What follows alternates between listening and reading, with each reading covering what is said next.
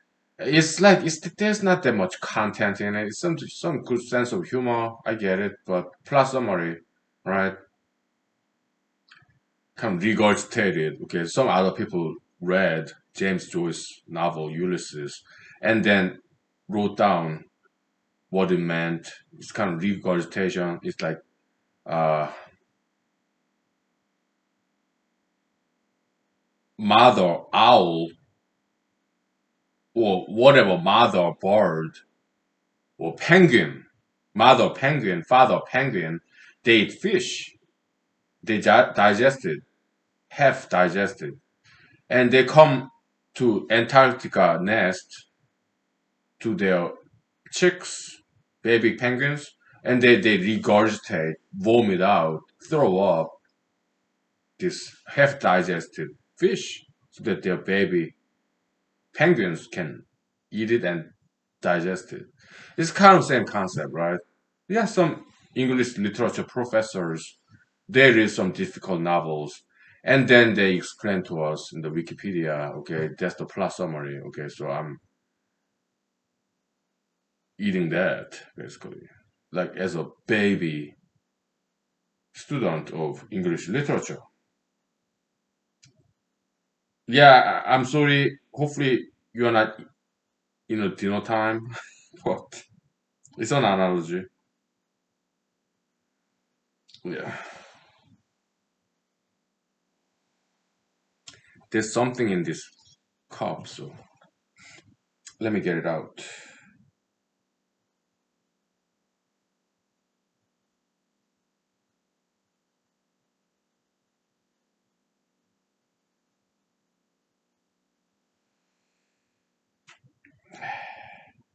When it comes to my drinks, yeah, I'm kind of anal. Okay, and hopefully you are not eating anything. Uh, you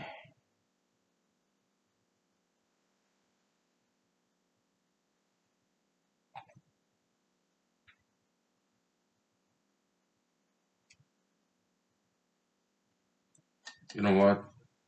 I'm gonna use my finger.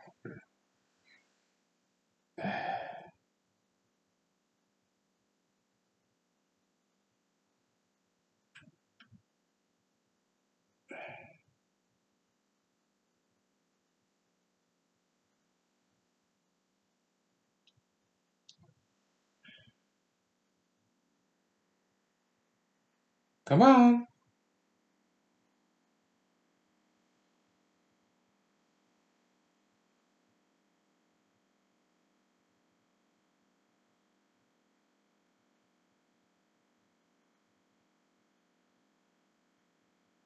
I got it.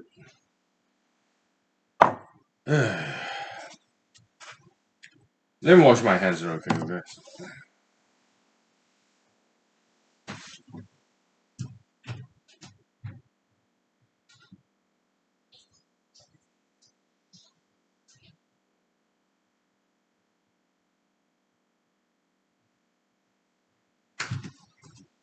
Yeah, I don't remember exactly how I ran into this name in American expatriate in Europe, Mr. Ezra Pound. Controversial figure. I think he's a very good poet. Okay, yeah. Ernest Hemingway and T.S. Eliot, American novelists. Yeah, they they're kind of like a beneficiary of Mr. Pound, right? They're like later generation after Ezra Pound. Okay, so in the X-File episode, I remember, I think it was a episode titled X-File. Okay, Fox TV, the FBI, right? Yes, Dana Scully and Fox Mulder. Okay. One episode titled as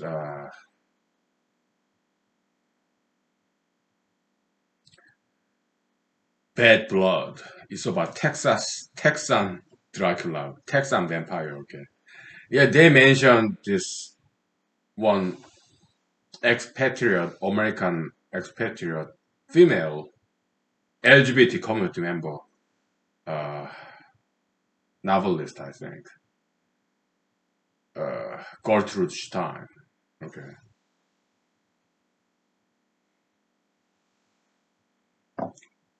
Yeah, Fox Mulder asked Miss Dana Scully, yeah,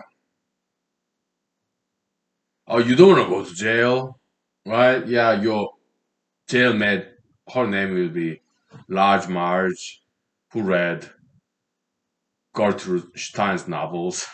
So I didn't quite understand what they were saying, what he was saying.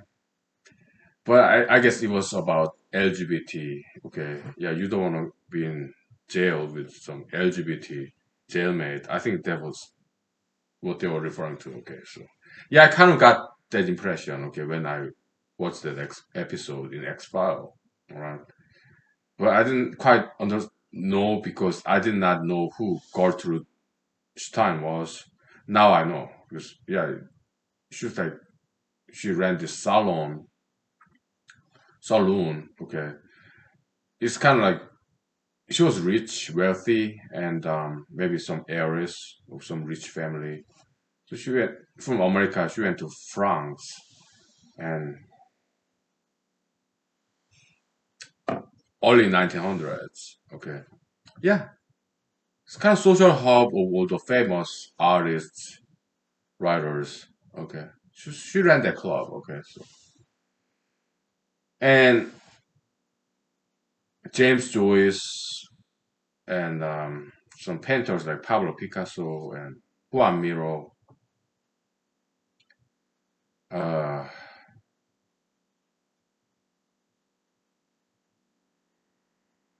Ezra Pound. Okay, yeah, they were guests in her salon.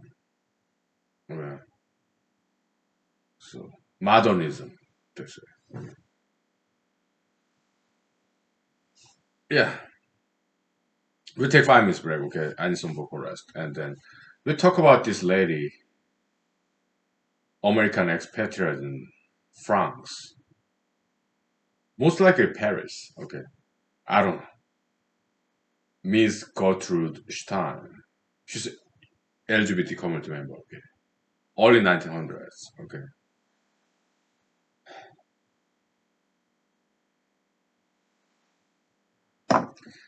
but not an honorable mention, but some historic, historical anecdotes. Very interesting story. Okay, why? Because she was also Jewish. Okay, and she was a little bit Nazi sympathizer. Right, and she survived. She didn't come back to America during World War II. She stayed in France when France was occupied by Nazi Germany, and she was at least partially Jewish, and she was also LGBT community member, but she survived World War II. She passed away something like 1946 after World War II was over, but she was in Europe full time in France as an LGBT community member and as a Jewish person, at least partially Jewish and female. Her citizenship was American. Okay. So that was very, very difficult to understand. And so she was kind of sympathetic to Nazi Germany. Okay, just a little bit. Okay, so that's very interesting history. Okay, so not many people know about this. Okay, although it's in Wikipedia, but not many people know about this. Okay, there was something very very different and unexpected. So I was wondering, okay, she's LGBT because Nazi Germany, they are against Jews, they are against LGBT, right? But she was LGBT, she was female, and she was American living in France, and she was Jewish, but she survived World War II.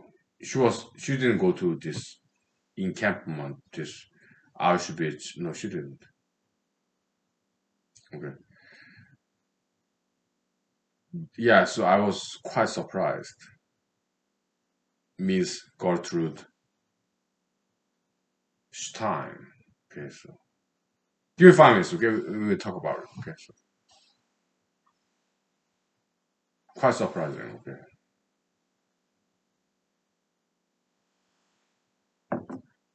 I was surprised. Okay, so we'll talk about it. Okay. All right.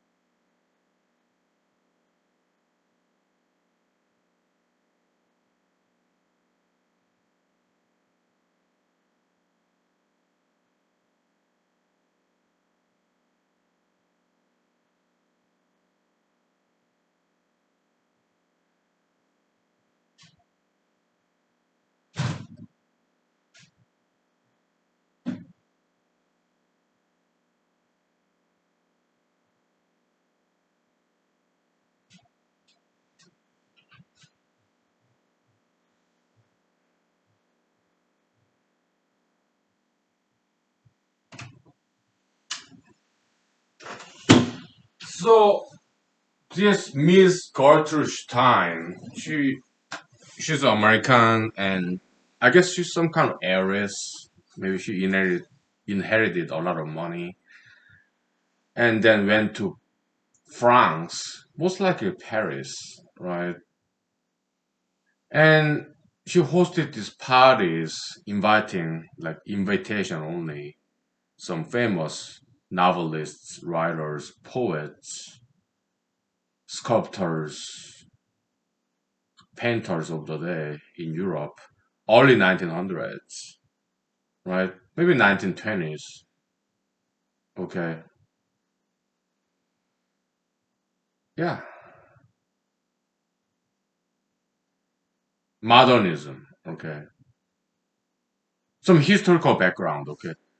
What's modernism? Yeah. Well, it's like rebellion against tradition. We are modernists. We are modern. We want to be different from past generation. That's modernism. Okay.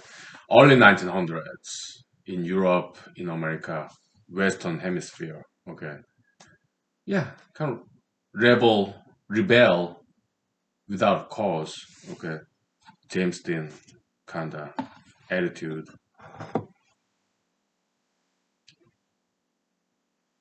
Yeah, the Bohemianism.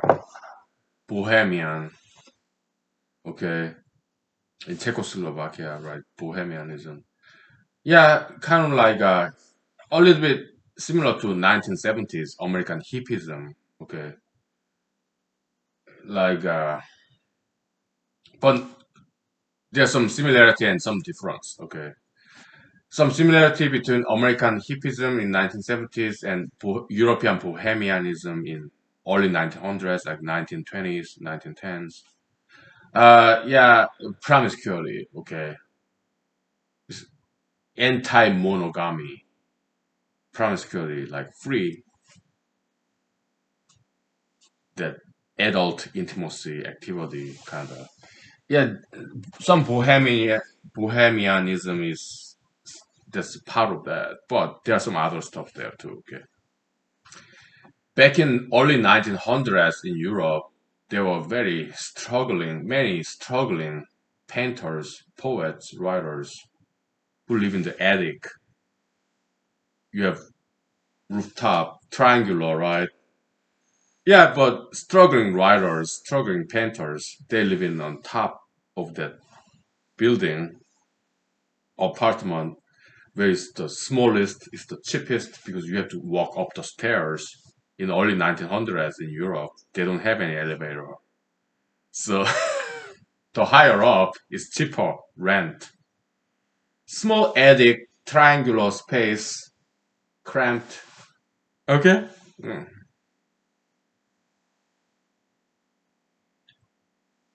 You have to walk up the stairs. Okay. Very cheap rental space, apartment, attics, right? Yeah. Yes, so struggling painters, artists, writers, early 1900s. Okay, there was part of Bohemianism too. Bohemian. Yeah, yeah.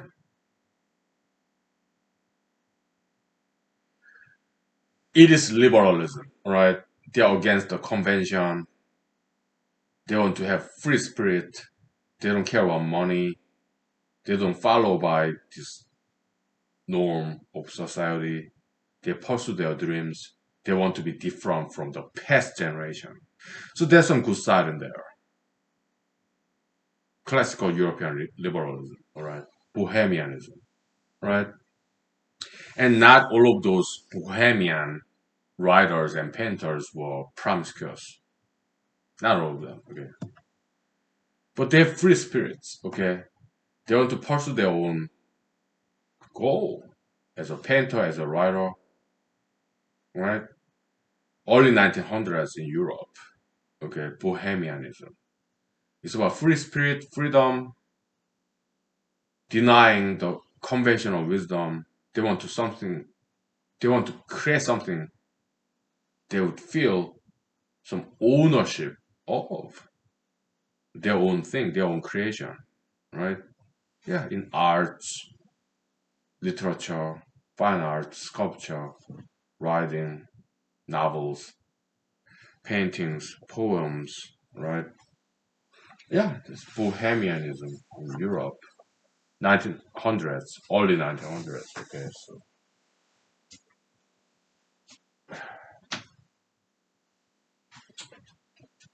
but yeah, there are other salons other than Miss Gertrude. No, there are many others. Okay, there are many other female expatriates from America who went to Europe. Some heiresses with family fortune, okay. But they did good things with their family fortune as females. Okay? Yeah. They invited this guest to their big house mansion somewhere in Europe. Okay. Yeah, social club. That's cool. Okay. So back to Miss Gertrude Stein, American in Paris. She was female LGBT community member and also at least partially Jewish. Okay, but she survived World War II. Why? She was very influential. She was very She has some political clout, and she did sympathize with Nazism. Okay, so they didn't touch her. They left her alone. Although she was LGBT community member, she was partially, at least partially Jewish, American female in France under Nazi Germany occupation. Okay, she survived, and that was very surprising. Okay, because she had a lot of influential friends. Okay,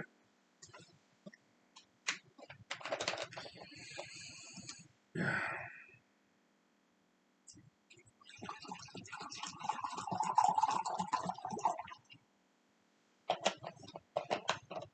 yeah, it was surprising, at least to me. Okay,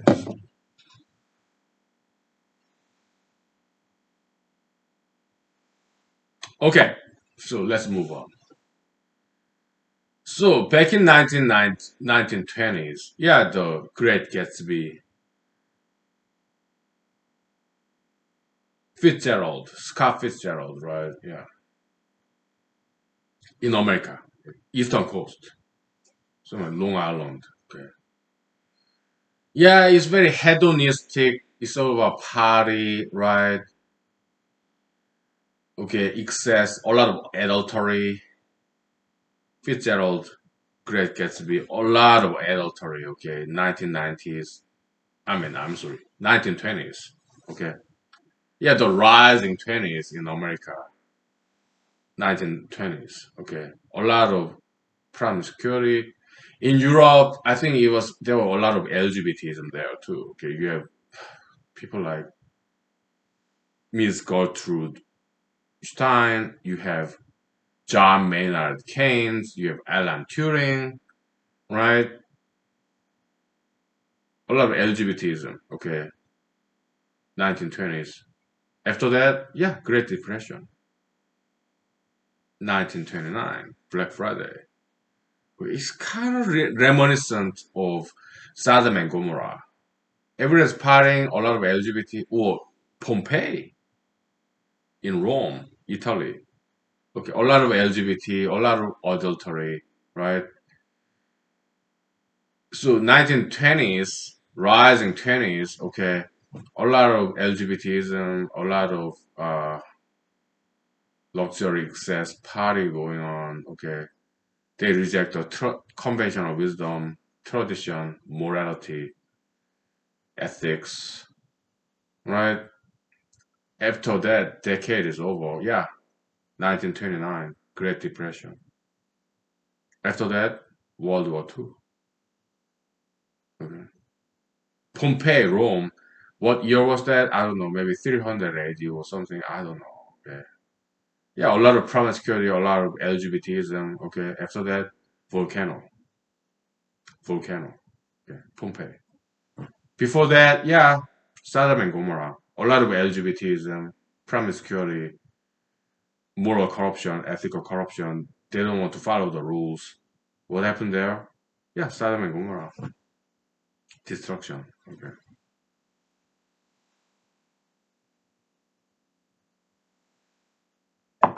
How about now? Year 2021. Oh, yeah.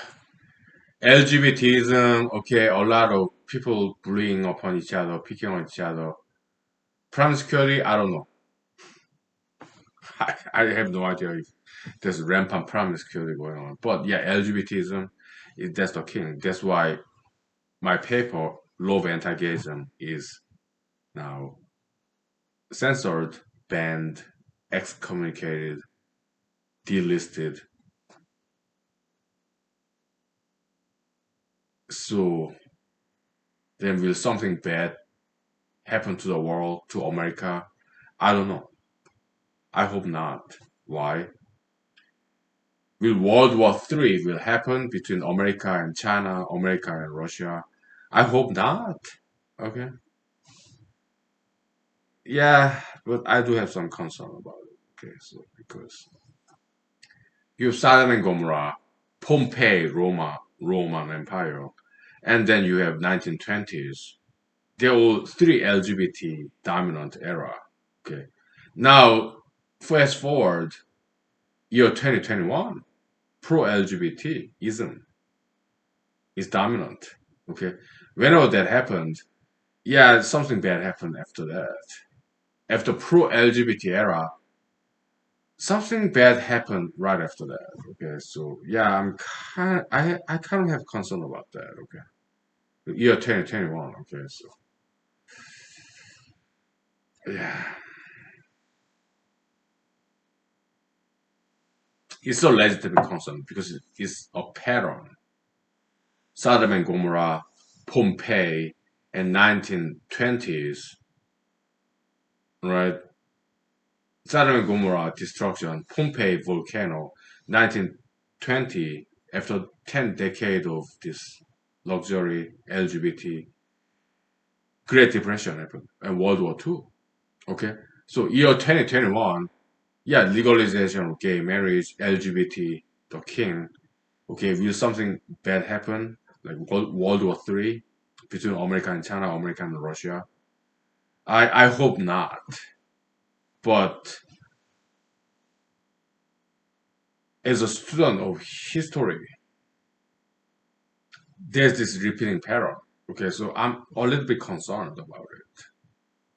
All right,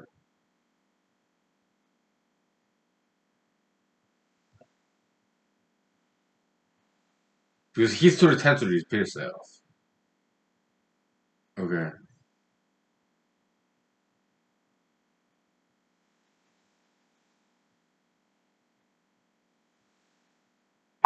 LGBTism, I don't think it's the causation. I do not think it's the cause. I think it's an effect. Cause and effect. I don't think LGBTism is a causation. I don't think it causes the destruction. I think it's the effect, the symptom of the weakness of a society. Okay. I expressed that views in past papers. Maybe not in the law of anti-gayism. Okay. Maybe I haven't. Maybe I should write it down. Okay. So yeah, I don't think no, I don't think LGBTism is causation. I think it's more like effect, symptom of humanity being weakening. Okay. Yeah, I should write about this. Okay. So in the paper I'm writing, humanology paper. Okay.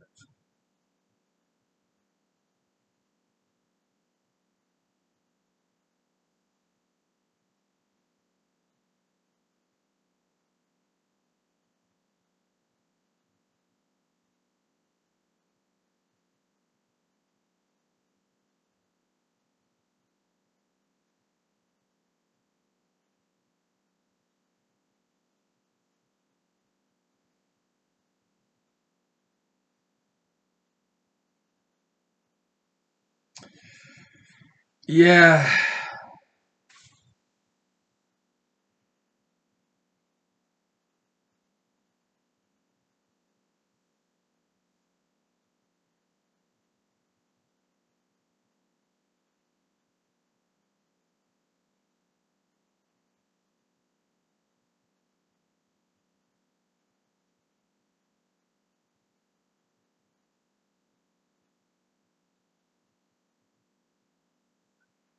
you have some legitimate concern about this. Okay, because as a student of history, we know what happened to Sodom and Gomorrah, Pompeii, 1920s, this rampant LGBTism. What happened after that? Yeah, destruction. Destruction, okay. We know what happened in those three occasions of LGBTism, right? Now we are in year 2021. LGBTism, the king, queen of the era. What happened next? Will history repeat itself? Yeah, that's our concern. Yeah. I tried to stop it, but I couldn't. Because I'm just one small guy. I wrote this article It's a paper, almost a book, 172 pages. Law of anti-gayism. Okay, analysis of why ideology of LGBTism is unsound ideology. I wrote that when I was in law school, 6, 7 years ago, right?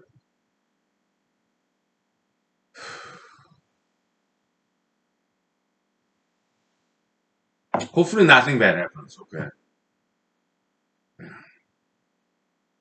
but watching the way things are going in the world, I do have some concern, right? Yeah,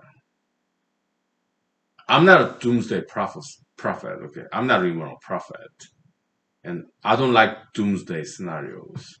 Okay, but I do have some concern as a student of history. Yeah, it tend to repeat itself. It happened 3 times before. Now, will it happen fourth time? But I hope not. That's what I can say. All right. We'll take 5 minutes break. Okay. So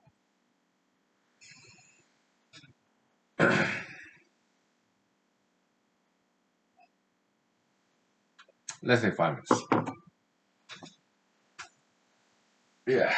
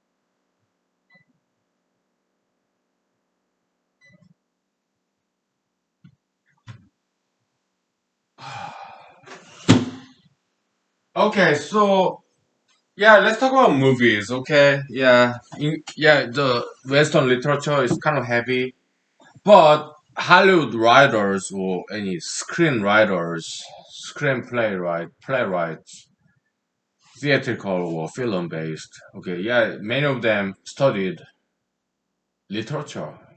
Okay, yeah.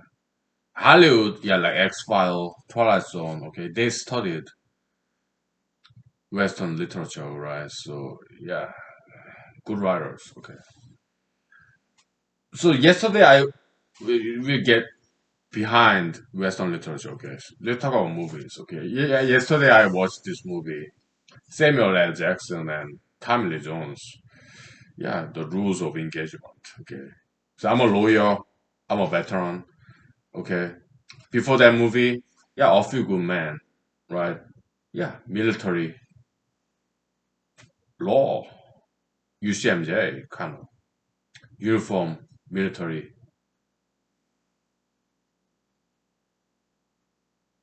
UCMJ, military code, uniform code of military justice. Okay, yeah, JAG.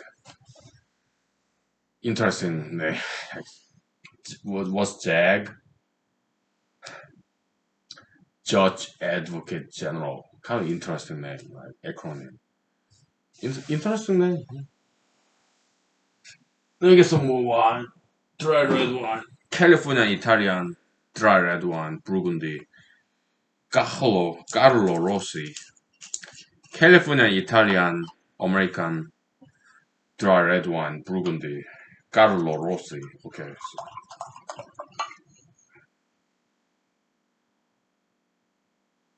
I'm a drinker. Okay. So not exactly social drinker, but solo drinker, right? Oh yeah, you should not be drinking alone because you become an alcoholic. Alcoholism. Well, I already call it Bacchusism, Dionysianism. Okay, Roman Greek tradition. Whatever. If I'm at home, I'm not driving anywhere. So I, food there. Okay. Yeah, my pork is cooking in the microwave. So I had it last night. It was so good. So I put the container in the freezer. Okay. Another plastic container full of these vegetables and beans, pork meat is there. Okay, it's cooking, microwave. Right. Yeah. So yeah, A Few Good Men, rules of engagement. That's something I can really sympathize with because I'm a lawyer. I'm not judge, advocate, general. I thought about joining that, but then I realized if you're in the military, you cannot run for an office. Okay, but I have to run for office. So I decided not to join the JAG after I passed Alaska bar exam. That was like 3 years ago. I'm still new as a lawyer. Okay, I'm green, novice, newbie as a lawyer. Okay, but I'm a U.S. Army veteran, combat veteran, deployed to Afghanistan. Okay, I never saw a combat. Okay, because we are lucky, we locked out. Okay, our base never got once attacked for a whole year when we were in Afghanistan. In back in 2012. Okay, so yeah, but yeah, A Few Good Men. You have Jack Nicholson, Tom Cruise, Kiefer Sutherland, Kevin Bacon, Demi Moore, right? and some others. Very famous all-star casting, acting competition, right? Acting battle. Wow, it was beautifully done. Okay, so it was fantastic. And then last night, I watched this from beginning to the end. Yeah, Samuel L. Jackson and Tommy Lee Jones and some other actors, actresses. Okay, rules of engagement. Yeah, it covers two different wars. War in Vietnam, Vietnam War. I guess in like 1970s, I guess. Okay. And then another war in Yemen, in Middle East. Okay, two different wars. It was a Marine Corps. I was never in Marine. I was in the U.S. Army. Okay, I mean the A Few Good Men. It was also about Marine. Some about Navy too. Navy, Marine. Okay, it was not about U.S. Army. It wasn't about Navy, Marine Corps, right? Yeah, but I still could relate to that experience just a little bit as a lawyer, as a U.S. Army veteran. Yeah,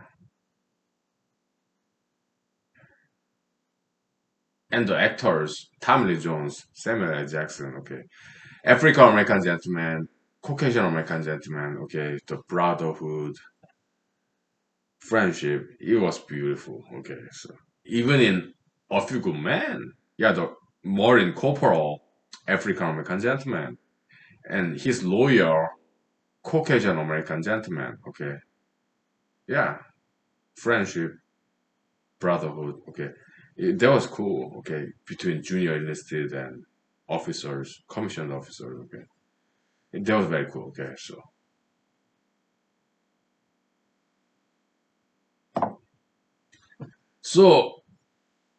well, A Few Good Men. We talked about that before. Okay, so this rules of engagement. Okay, so Mr. Colonel Samuel L. Jackson. Okay, whatever his name is in this movie, rules of engagement. Okay, he said in the court martial, right? Yeah, he said, yeah, I ignore the rules of engagement because all these rules is getting the way. Just wanted to save my fellow Marines. They were being shot at. I had to stop it to save my subordinates. Oh, I'm Colonel Samuel L. Jackson because I don't remember the character's name in that movie. Okay. Yeah, I'm Colonel, Marine Colonel, commissioned officer, and my soldiers Marines are dying. They're being shot at. Okay, so I had to break rules of engagement to save my soldiers. Okay. I'm not sure if it's based on true story or not. Maybe it is. I don't know. Okay. But basically, he got acquitted. Right. Well, spoiler alert. I'm sorry, I forgot to say that. Okay. Yeah. But in A Few Good Men, they kind of got acquitted too. Okay. What happened in A Few Good Men? Well, there's spoiler. They call it code red. Okay, to give some discipline to this runaway soldier. Okay, yeah, give some discipline. Okay, but it was an accident. Yeah, he's got some weak heart, physically weak heart, maybe mentally too. So yeah, some physical discipline. He passed away by accident, but they did not intend that person to die in Marine Corps in Cuba, Guantanamo Bay, something like that. Okay. Spoiler alert, I'm sorry to say, not have said that before. Okay. Yeah, it was an accident. Okay. Yeah, but they were charged with something like manslaughter or murder or whatever. But basically, they got repeated. Okay.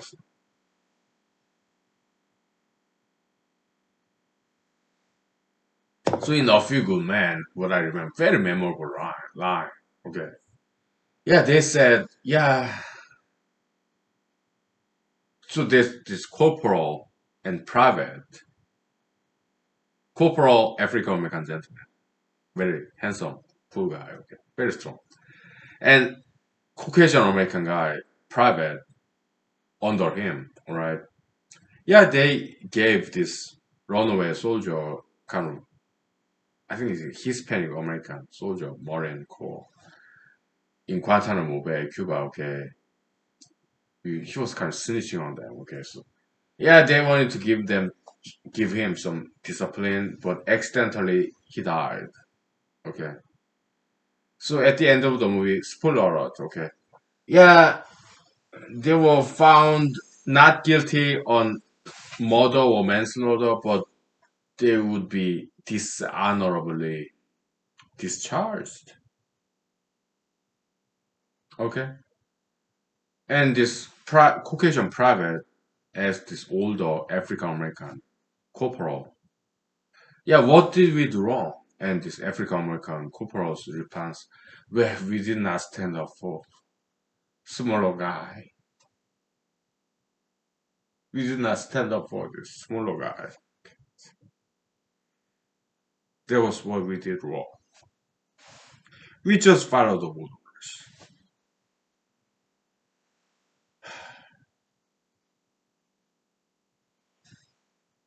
We did not protect and preserve this weak, smaller individual.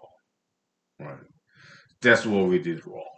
We just followed the orders from our superiors, colonels, generals, okay? But we should have stood up against these authorities to protect and preserve these smaller guys. And we didn't. We just followed the orders and picked on this small guy. That was our error, mistake. And now we are being punished for that error. Okay. So I'm paraphrasing, of course. Okay,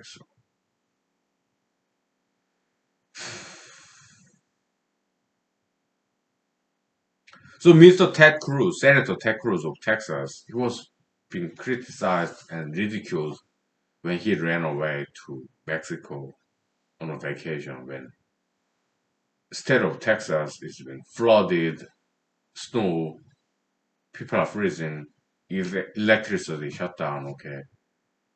He didn't want to deal with that, okay, so he wanted to take a vacation, but he came back after this flurry snowstorm of this criticism, him running away when Texans are suffering from power outage and there's no water, no food, okay, they're freezing to death, okay. I'm kind of guilty of that too. Why? I'm in Alaska. Okay. Yeah, we know how to deal with winter, but when it comes to this pro-Trumpism, post January 6th, Capitol Hill riot, post January 6th, pro-Trumpism, okay. Yeah, I'm Republican, I'm conservative, but I did not want to write about that. I have some feelings about it, okay. Pro-Trump or anti-Trump. Now I'm anti-Trump, okay. But I did not want to say it in public. Why?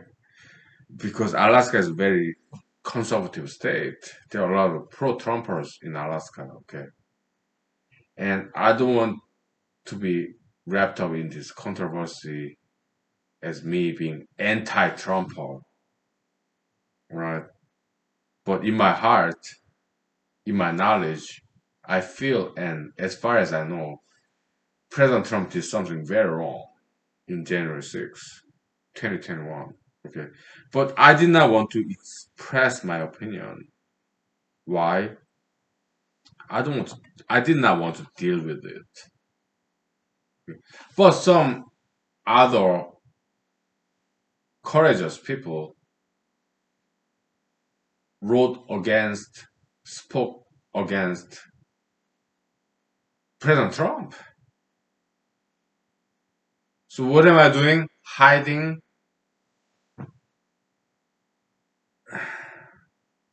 So I kind of felt ashamed. Okay, so you know what? Okay, let me write this article and submit to local newspapers. Okay, so I did.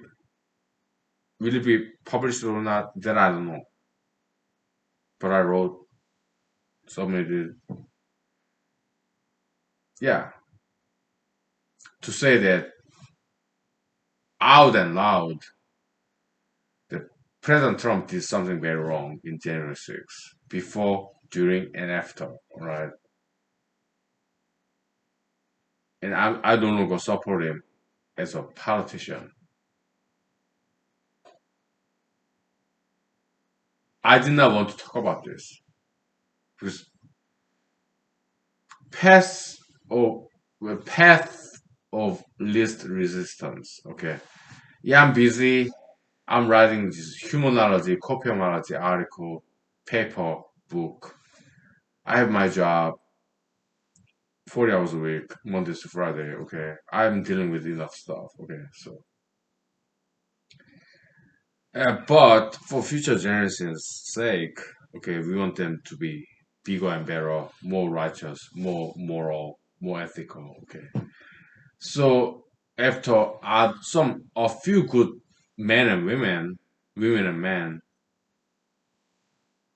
courageously voice their opinions, standing up for righteousness, truth, justice, I felt ashamed for hiding and not speaking what I, as far as I know, to be true. I might be wrong. Okay. Yeah, so I wrote this article, submit to some local newspapers, quote to some local radio talk shows, okay, and then voice my opinions, okay. So to my part, to my part. But I was extra reluctant to do this because nowadays anti-Asianism.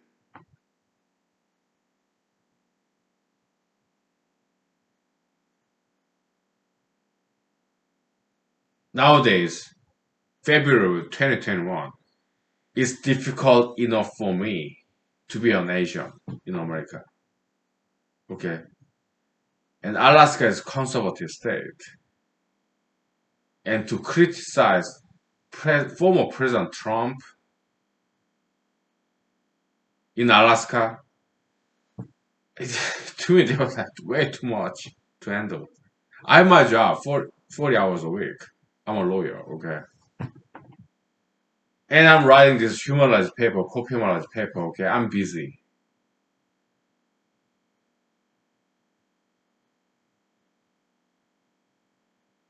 And I'm dealing with all this anti-Asianism in America. In Alaska, we don't have much of that, but still. And for me to write against former President Trump to expose his wrongdoings,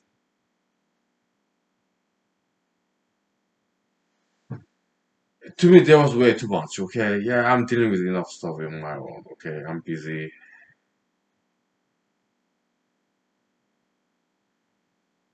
I'm having a difficult time being an Asian in America in this anti-Asianism already, okay? So, but some other Americans, Alaskans, they showed me that they have great courage to protect and preserve United States Constitution, First Amendment right, freedom of expression, right? So yeah, let's roll the dice with Jesus Christ, okay? Let's not run away. Let's not hide. Let's roll the dice with Jesus Christ, okay? Let's have some courage. So I did write this article and submit to some local newspapers. Whether they are gonna publish it or not, it's their editorial decisions. Okay, no problem. Okay, uh, I'm okay either way. When I wrote this law of anti-gayism back in 2014, 2015, Ann Arbor, Michigan, it was under President Barack Obama's presidency, I was in Ann Arbor, Michigan. Okay, heavily liberal campus. They would smoke marijuana in school campus, but they would not let us smoke cigarettes because they are liberalists, Democratic Party, heavily. All school campuses in the world, they are very liberalistic. But I just had some courage as a conservative Christian Republican. Okay. It was not easy. But back then, I was like 7 years younger than I am now. I'm 42. Okay. Yeah, I have less energy level. Okay. So, yeah, should I do this all over again? Okay. But oops, I did it again. Like Miss Britney Spears. Okay. Yeah, oops, I did it again. Okay. So, we see what happens. But in Alaska, we are far away from all that stuff. Okay. In Alaska, we are happy. Why? There are not many people here. It's a close knit community. It's almost like everybody knows everybody. Okay. We are happy here. Snow machines, skiing, snowboard, fishing, hunting. Okay. Gold mining. Right. So Alaskans, I'm not worried about them. Okay. Because they're nice. They're smart. They're happy. Right. But I was still hesitant writing about this. Yes, anti-Trumpism, right? Because I don't want to offend people. I don't want people to be angry at me, okay? But I did write it. Why? Because I have some predecessors, okay?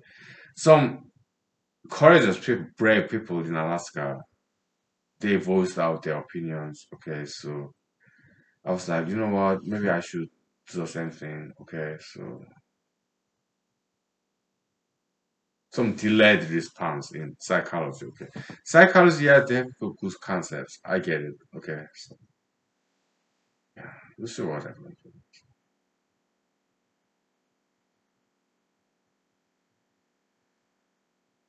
But Alaskans are very tolerant people. They're happy people. Okay, it's not like some other states. But even in other states, they are very protective of me, and I am protective of them too. Okay, so yeah, low 48, 49, other worlds. Yeah, they're all cool people mostly. Okay, 99% of the time. Okay, so they're all cool. All right, so. I'm not too worried. No, because Abraham, he said in Sodom and Gomorrah, "Hey God, if I can find 10 people, would you spare Sodom and Gomorrah?" He said yes. Do I know 10 people in Alaska or lower 48, 49, or out there in the foreign nations? Are there more than 10 people who are good, righteous, just, moral, ethical? More than 10 people by far. So I'm not worried, okay? So, right, we'll take 5 minutes. Yeah.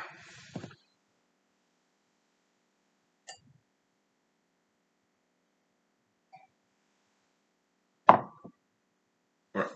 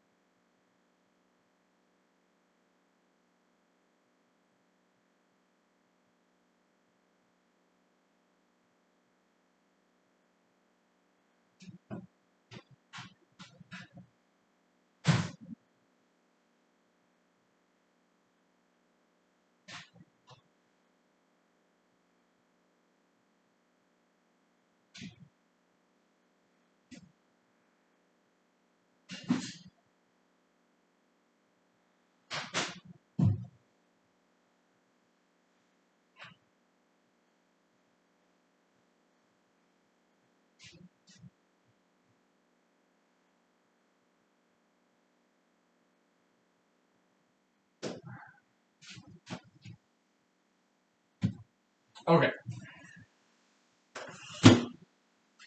So yeah, nowadays I don't read any news. I just read this Wikipedia articles about Western writers in America, Europe, okay, expatriates, whatever. Their biography is more interesting than their fiction, their novels, their poems. Okay, it's stranger than fiction. Okay, so yeah, so Mr. Ezra Pound, right, and somebody else, Jewish European named Proust, Proust, right? His biography was very interesting. He's a Jewish European poet, Proust. I don't remember what his first name is. Okay, so I think it's French or something. Okay, yeah. European Jewish French. Okay, yeah, he lived off of his parents' money all his life. It didn't quite work, right? Uh, he died young too. Okay, but he produced some great poems. Okay, did I read it? No, I don't have time for it. Okay, but that's next in the menu. Yeah, I'm gonna read about his biography. Okay, he passed away in his 40s or 50s, untimely death as a poet. He didn't work. He lived off of his parents' money. Mr. Pound, Ezra Pound, he partially, at least partially, lived off of his parents' money too. Okay, so yeah, struggling writers, poets, right? Yeah. Back in early 1990s in Europe, right? So, stranger than fiction. His his story is like God's story, his story, right? Stranger than fiction, more interesting than these people's novels and poems. Okay, their biography, very interesting. Okay, so yeah, it's real story, right? It's not some fake news. No, some more enduring history of these writers. Because I'm a writer myself. Okay, so yeah, I read biographies of these famous writers, early 1900s or 1800s, Europe, America, okay. And I'm Asian, right? But sometimes, as a writer myself, why I'm a writer? Because I love to write. I'm not a good writer. Like martial art, dancing, singing. I'm a huge fan of those genre, genre, genre, French word. Yeah, I'm not good at it, but I'm a huge fan. So when I read these biographies of these famous people in those genre, okay, yeah, I can kind of sympathize with their life histories, stories, struggle. Yeah. But I have my job. Okay, I go to work. All right, it's not always easy. When I was a U.S. Army soldier, when I was a computer programmer, when I was shopping cart collector in a supermarket, and when I'm a lawyer now, okay, yeah, it's sometimes enjoyable, sometimes it's not. Toil and moil, labor. But when it's over, we come home, we do our own things, freedom. We earn our freedom, our right to do, pursue what we deem necessary, what we deem worthwhile, right? Yeah, this survive and thrive. We survive by going to work 40 hours a week. We obey our superiors, employers, bosses. It's not always easy. Sometimes it's enjoyable, and sometimes not. But when we come home, we do our own things. We engage in some activities that we feel worthwhile, rewarding experience. Okay. And to me, it's writing. I'm not writing poem, poetry, screenplay, or novel. Back in the days, I used to. The screenplay, poetry, novels, I did all that when I was younger. 10 years, 20 years before. Okay. Nowadays, yeah, human series is about science, philosophy, religion. It's a theory. Okay. That's what I'm working on nowadays. Yeah. It's more than entertainment. It's more also about education too. So human series. Okay. Every night when I come back from work, I write at least like 2, 3 pages, spending at least 1 hour each night. During the weekends, yeah, 5 pages, 2 or 4 or 5 hours, right? Saturday and Sunday, okay. Yeah,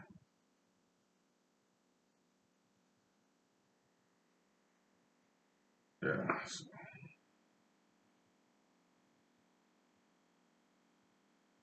We'll see what happens, okay?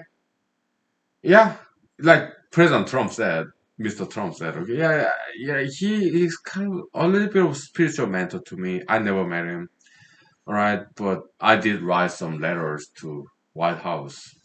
Yeah, it's some interns, summer interns, college graduates or college students writing back to me with President Trump's name as a delegate. Okay, yeah, they're fine. Okay, never met him, but I read his books, Mr. Trump's Donald J. Trump, like Art of Coming Back, Art of Negotiation, whatever. Okay, I wrote. I mean, I did not write, but I read his books and watched his TV shows, listened to his speeches. Okay, so Mr. Donald J. Trump, he got some good stuff. Okay, he made some mistakes, but he's just like us.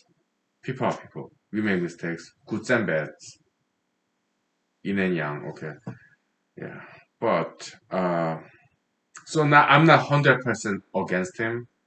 But when it comes to January 6th, it was a big mistake, and we make mistakes. When we do, we repent. But he did not repent yet. I hope he does soon. Okay, because a lot of majoritarian Republicans are siding with him. Republican Republican Party may go down with him because President Trump is unrepenting, unrelenting, is going down. He's a sinking ship. Sinking ship. Republican Party majority, if they still side with unrelenting, unrepenting President Trump, claiming election was a fraud, then Republican Party will go down with him. Okay, I have some concern about that. When a ship is sinking, yeah, literature, right? Novel, screenplay. When ship is sinking, you have to abandon that ship to save your own lives. Otherwise, you will go down with that ship. Former President Trump is sinking ship, in my opinion. Because people are not dumb. They saw what he did, what he said.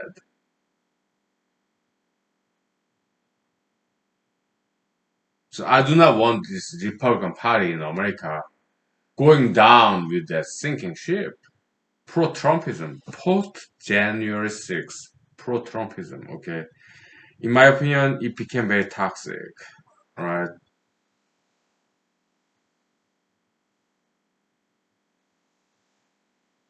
So I have some concern as a Republican because I care about this Republican Party in America, right? I don't want the Republican Party going down with former President Trump when he's going down.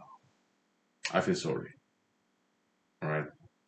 But we understand as humanologists, yeah, inertia of time spent on thinking about former President Trump. Okay, we get it. Okay. Sympathy, human compassion, they feel sorry about President Trump being surrounded by enemies, Senate trial.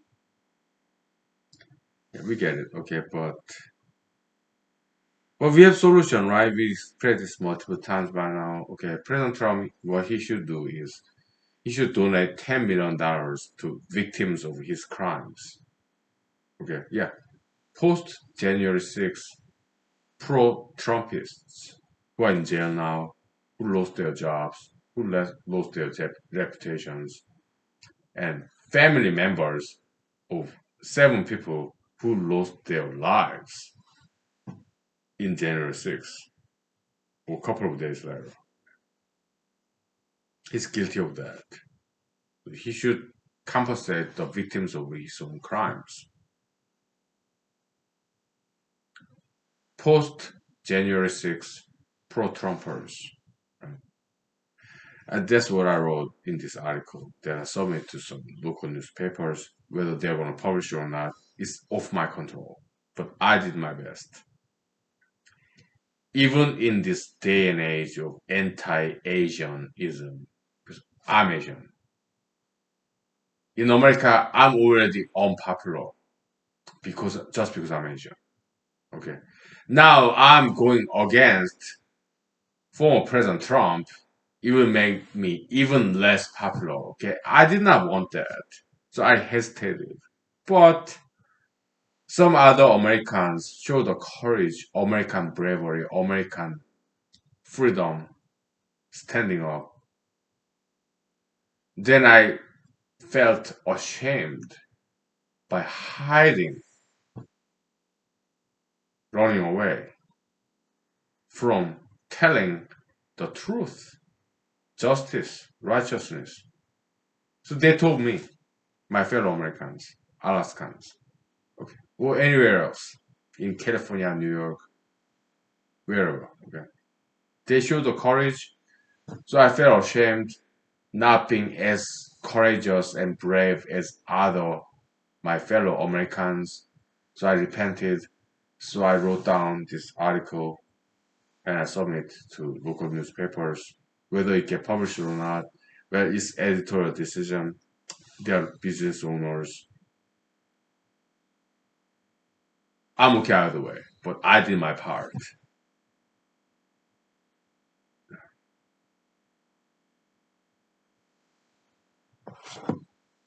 But very reluctantly so.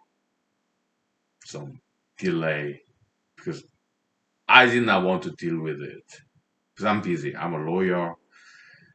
I'm writing this humanology, copyology paper. Okay, so I did not want to deal with it. Okay, I'm like Mr. Senator Ted Cruz. Okay, who wanna just run away from all that snowstorm in Texas. Okay, so I'm not in position to. I am not in position to criticize Senator Ted Cruz of Texas. Okay, because I wanted to run away too.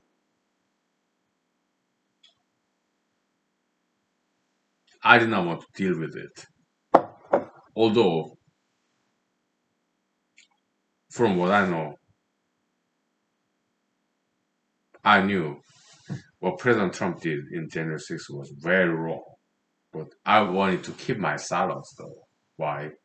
I did not want to deal with repercussion of me voicing my opinion of the idea, concepts that as far as I know, to be true.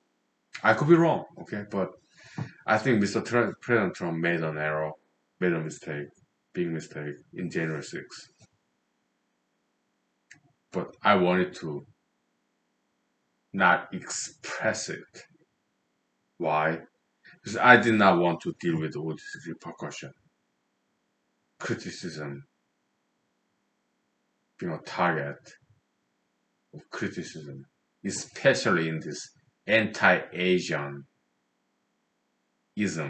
era in year 2021, February. I wanted to hide away. Keep my thoughts inside and not express it. But some other courageous and brave Americans and Alaskans, Americans somewhere else in America, like California, New York, other states, okay, they voiced their opinions courageously, bravely. They were being Americans, okay. And I was ashamed because I'm an American citizen, and if I don't exercise my constitutional right, first constitutional obligation, duty to keep the Constitution alive, freedom of speech, to express the truth, justice, righteousness. As far as I know, I might be wrong, but as far as I know, okay, maybe it's my moral and ethical duty and obligation as an American to express it, and I did. Okay, reluctantly. It took me about 2 3 weeks delay because I didn't want to. Okay, but after I saw these other Americans being brave, I felt ashamed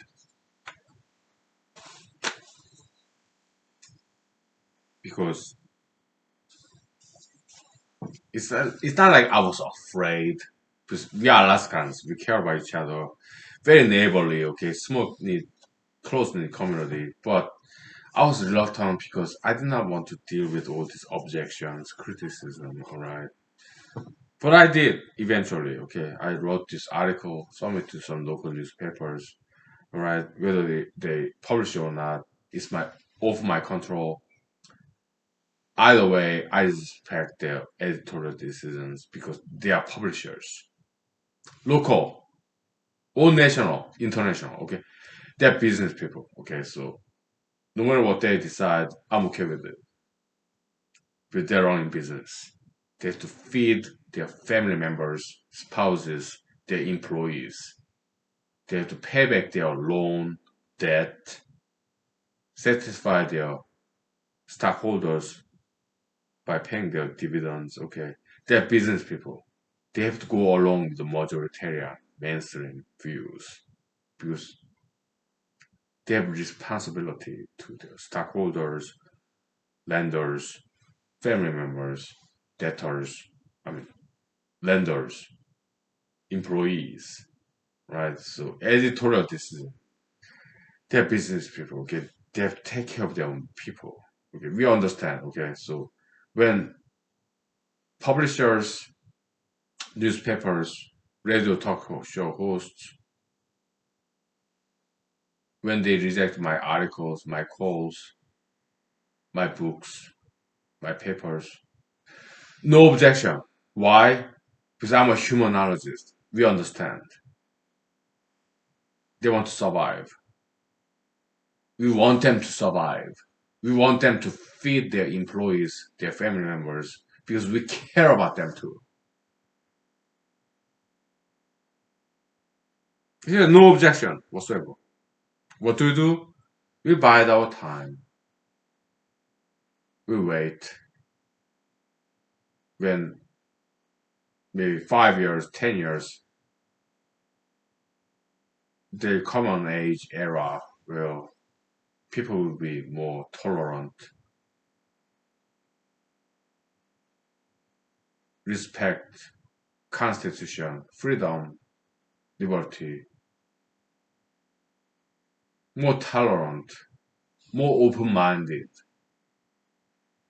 It will come 5 years, 10 years. Yeah, it will. Yeah, no doubt. Why?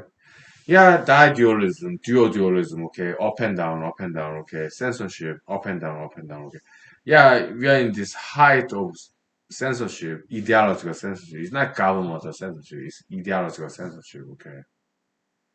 Yeah, we are at the very bottom of that. After that, it will go start to go up, okay? Because people get fed up, bored, jaded with this censorship, ideological censorship. Okay, Later on, 5, 10 years later, yeah, they will want to listen to other people's because they're fed up with all this censorship, uniform, monolithic thinking. Yeah, they are fed up with that. Okay, they are jaded. Okay, it's copium channel theory, right? This resistance, right? Yeah, once we get used to it, yeah, we get bored. We do something else, the opposite. Okay, so yeah, freedom of expression, tolerance. Okay, it will come. Yeah, we know about this. We use humanology. Okay, copium channel theory. We know all about it. Okay, so good day will come. Okay, 5, 10 years later. Yeah, so what do we do? We just wait, keep exercising, dieting, martial arts, dancing. We work, rest, entertain ourselves. Okay, yeah. Good day will come. Yeah, we know that. Okay. Yeah, minus plus like day and night. Okay. Yeah, we know that all that stuff. Yeah, eternal recurrence concept. So okay. Yeah, we just wait. Okay, because we know for sure. Yeah, good day will come. Okay. Okay. All right. Thank you. Happy Wednesday. Good night. Bye.